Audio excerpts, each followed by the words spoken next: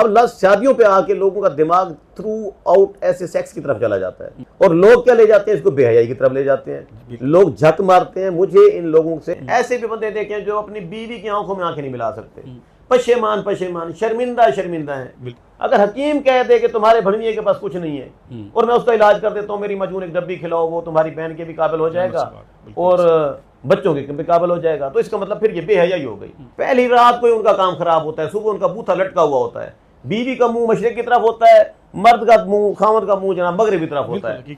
पहले दिन से ही घर में तू मैं मामला खराब हो जाते हैं। चले जी, मैं एक लम्हे के लिए मैं खुद भी मान लेता हूँ कि मैं जी सेक्स का इलाज करता हूँ, तो मुझे पता है सेक्स का इलाज करना कुछ गलत है। बहुत खूबसूरत बीवी भी है, वो जनाब इंडिया से उसको ब्याह भी लेकर आया है, वो बड़े खानदान की भी है, लेकिन साल गुजर गए हैं 10, बेबी नहीं आ रहा। जो बंदा मेरी माजून लुहा पहाड़ के अंदर ये वाली कोई फार्मूलेशन निकाल के दिखा दे, मैं जुर्माना दूंगा, मैं चोर, वो साथ। वो दवाई जो नवाब सादिक खान खाते थे, 400 बीवियां थी उनके पास, ठीक है, वो दवाई जो महमूद गजनवी खाता था, यहां से क्या ले जाता था आपको पता है? 16 हमलों में महमूद गजनवी जब वो बरसीर पाक हिंद पे हमलावर हुआ, 16 हमलों में यहां से क्या ले गया?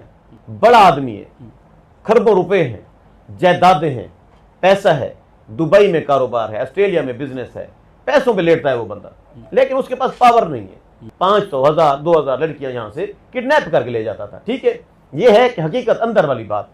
तो उनमें से फिर वो बच्चे पैदा करता था, बीवी रूठ के मेके बैठ जाती है, वो आगे किसी फ्रेंड की तरफ देखना शुरू कर देती है, फिर बात तलाकों तक आ जाती है, घर टूट जाते हैं।